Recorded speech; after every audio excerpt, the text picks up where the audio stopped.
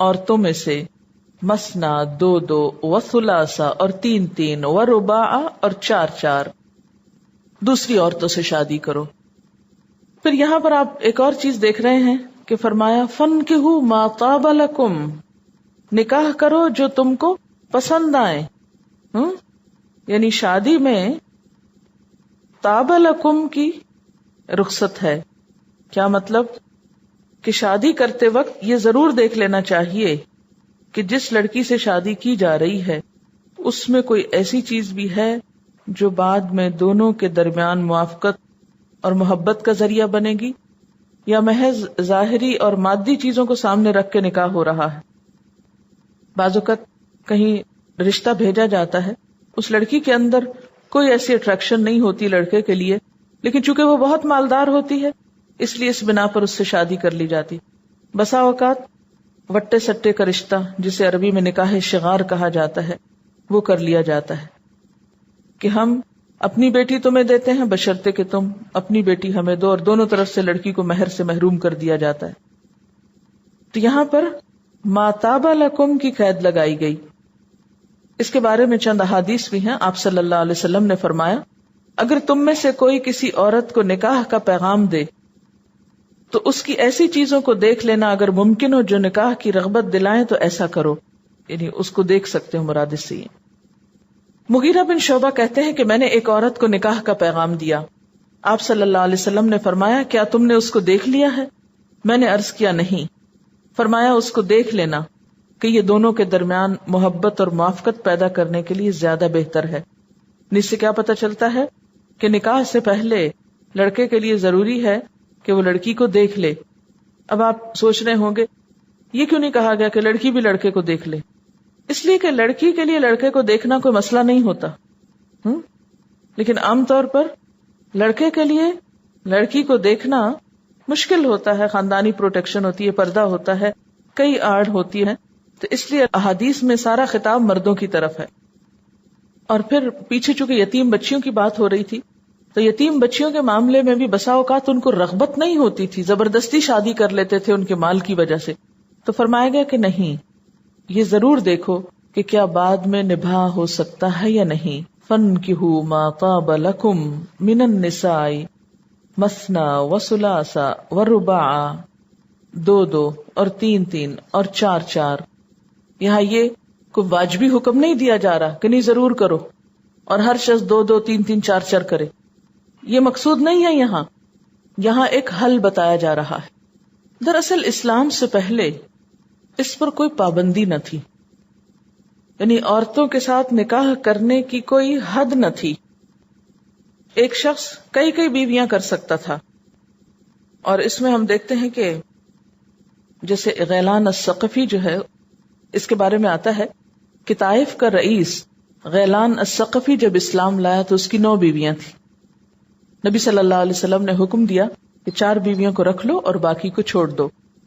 اسی طرح ایک اور شخص نوفل جو تھا اس کی 5 بیویاں تھیں، تو اس کو بھی آپ صلی اللہ علیہ وسلم نے فرمایا کہ تم ایک بیوی کو چھوڑ دو اور 4 تک رکھ سکتے ہو. یعنی تعدد ازواج عرب معاشرے کا ایک حصہ تھا، یا ان کی ایک رسم تھی یا کلچر تھا، اور اس کو برا نہیں سمجھا جاتا تھا. لیکن وہ جو لامحدود تعداد تھی اس کو 4 تک ریسٹرکٹ کر دیا گیا کہ اس سے آگے نہیں جا سکتے.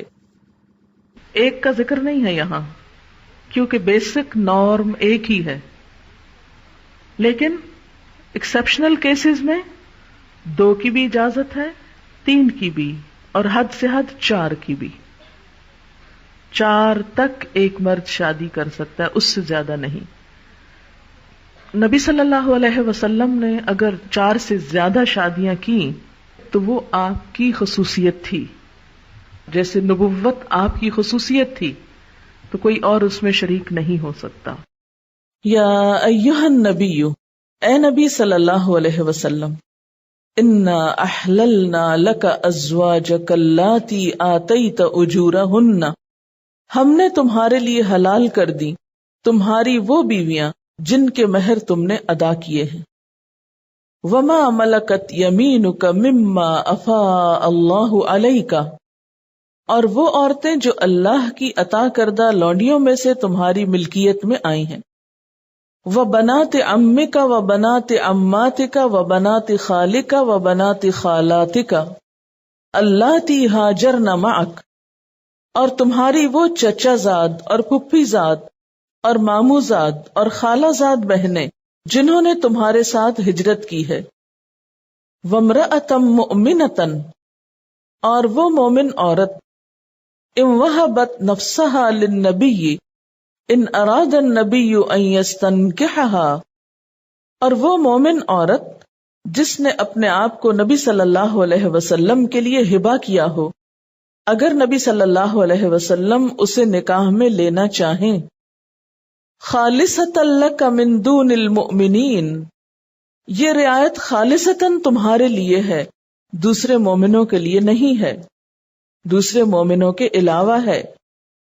قد علمنا ما فرضنا علیہم فی ازواجہم وما ملکت ایمانہم لکی لا یکون علیک حرج، ہم کو معلوم ہے کہ عام مومنوں پر ان کی بیویوں اور لونڈیوں کے بارے میں ہم نے کیا حدود عائد کیے ہیں، یعنی آپ کو ان حدود سے مستثنی کیا ہے تاکہ تمہارے اوپر کوئی تنگی نہ رہے۔ وَكَانَ اللَّهُ غَفُورًا رَحِيمًا، اور ہے اللہ تعالی غفور الرحیم۔ اب یہاں سے آپ صلی اللہ علیہ وسلم کے لیے تعدد ازواج کے کچھ اصول بتائے جا رہے ہیں۔ آپ صلی اللہ علیہ وسلم کو بعض احکام شریعت میں امتیاز حاصل تھا۔ امتیاز کا کیا معنی ہوتا ہے؟ یعنی آپ خاص ہیں دوسروں کی نسبت۔ اس آیت کو سمجھنے کے لیے تھوڑا سا اس کا پس منظر جاننا ضروری ہے۔ 5 ہجری میں آپ صلی اللہ علیہ وسلم نے جب حضرت زینب بنت جہش سے نکاح کیا تو تب منافقین نے ایک فتنہ اٹھایا کہ آپ نے اپنے متبنہ کی منکوحہ سے نکاح کر لیا۔ اس کے علاوہ ایک اعتراض یہ بھی اٹھایا کہ آپ نے اپنے لیے الگ شریعت بنا رکھی ہے۔ دوسرے مسلمانوں کو تو بیویوں کے معاملے میں 4 تک کی قید ہے، لیکن آپ نے اپنے آپ کو اس پابندی سے بالا رکھا ہے۔ تو اللہ تعالیٰ نے تفصیل کے ساتھ نکاح کے معاملے میں آپ کو جو رخصت دی، جو واقعی اللہ تعالیٰ کی طرف سے تھی، اس کا یہاں پر ذکر فرما دیا ہے کہ آپ کو دوسرے مسلمانوں کے مقابلے میں جو امتیازات حاصل ہیں وہ کون کون سے ہیں، اور یہ بھی یاد رکھیے کہ یہ امتیازات آپ کو محض نکاح کے معاملے میں ہی حاصل نہیں تھے، بلکہ کچھ اور امور میں بھی تھے۔ تھوڑی سی ان کی تفصیل تاکہ آپ کو نبی صلی اللہ علیہ وسلم کا خاص مقام سمجھ میں آئے تو یہ آیت سمجھنا بھی آسان ہو جائے۔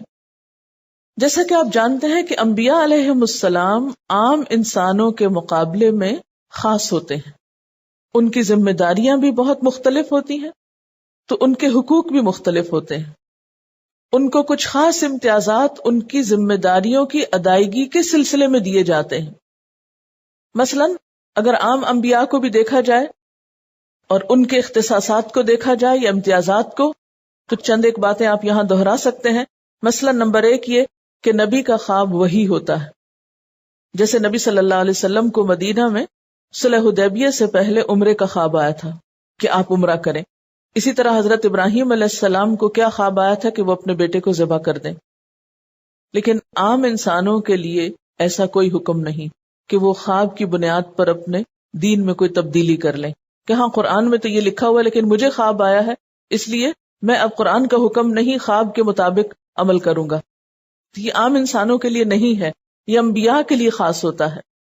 دوسری بات یہ کہ انبیاء کا ترکہ وارثوں میں تقسیم نہیں ہوتا بلکہ صدقہ ہوتا ہے۔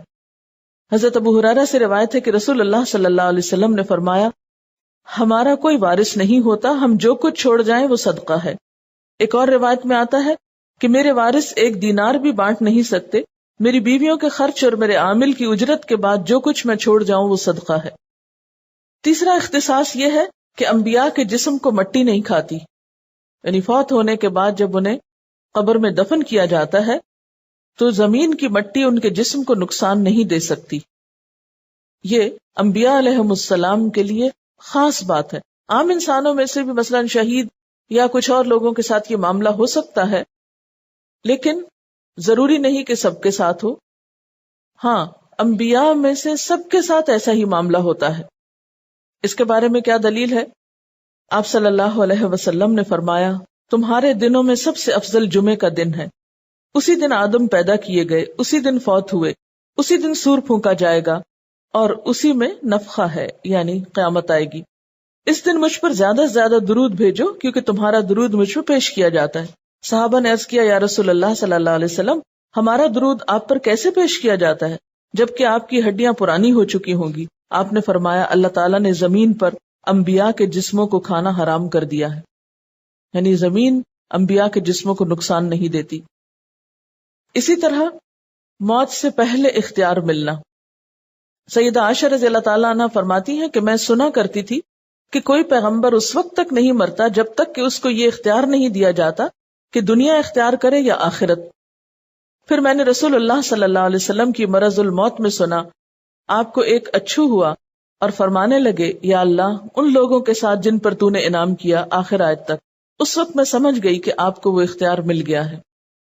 پھر اسی طرح یہ کہ ہر نبی کو مرنے سے پہلے جنت میں اس کا ٹھکانہ دکھا دیا جاتا ہے. رسول اللہ صلی اللہ علیہ وسلم جب تندرست تھے تو فرماتے تھے کہ کوئی پیغمبر اس وقت تک نہیں مرا جب تک اس کو بہشت میں اس کا مقام دکھا نہیں دیا جاتا. پھر اسے اختیار دیا جاتا ہے زندہ رہے چاہے آخرت اختیار کر لے. پھر اسی طرح آپ صلی اللہ علیہ وسلم کی کچھ خاص خصوصیات ہیں جو احکام خاص آپ کے لیے ہیں اور آپ کی امت کے لیے نہیں ہیں. ان میں سے ایک تو یہی اختیار ہے کہ آپ کو 4 سے زائد شادیوں کی اجازت دی گئی. دوسرے یہ کہ آپ پر بیویوں کا حق مہر اور نان نفقہ واجب نہ تھا. تیسری بات یہ کہ بیویوں کی باری کے سلسلے میں بھی آپ سے یہ پابندی اٹھا لی گئی. پھر اسی طرح آپ پر تہجد کی نماز فرض تھی، امت کے لیے سنت مؤکدہ تھی. امت کو وصلی روزوں کی ممانعت تھی جبکہ آپ کو اس کی اجازت تھی. وصلی روزہ کیا ہوتا ہے؟ روزے پہ روزہ جس کے درمیان افطار نہ کیا جائے. عام لوگوں کے بس کی بات نہیں لیکن آپ صلی اللہ علیہ وسلم ایسا کیا کرتے تھے. پھر اسی طرح پیغمبر کے لیے صدقہ حلال نہیں ہوتا.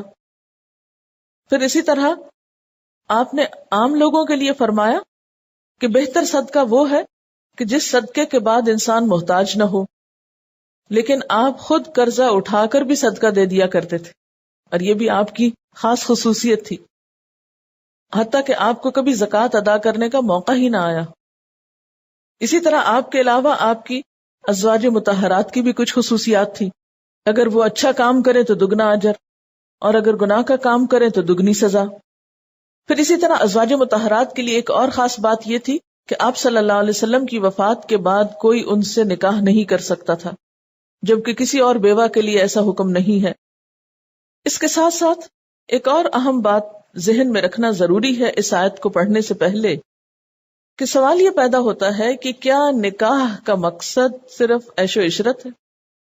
کیا نکاح کا مقصد صرف جسمانی جنسی تعلقات کا قائم کرنا ہے، شہوت رانی ہے، یا زیادہ سے زیادہ اولاد کا حصول ہے؟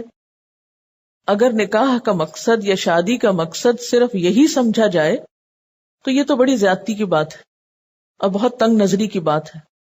نکاح محض ان 2 مقاصد کے لیے نہیں ہوتا، محض ان 2 خواہشات کے پورا کرنے کے لیے کہ بیوی کی طلب ہو اور بچوں کی طلب ہو اور بس صرف یہ مادی مقاصد ہوں، ایسا ہی نہیں ہوتا. بلکہ نکاح سے شریعت کا اصل مقصد کیا ہے کہ معاشرے کو فحاشی سے پاک کیا جائے، بے حیائی سے پاک کیا جائے. اسی لیے حکم کیا ہے کہ بالغ ہونے کے بعد نکاح میں دیر نہیں کرنی چاہیے. والدین کو ذمہ داری دی گئی کہ وہ بچوں کے نکاح کے سلسلے میں غفلت نہ برتیں.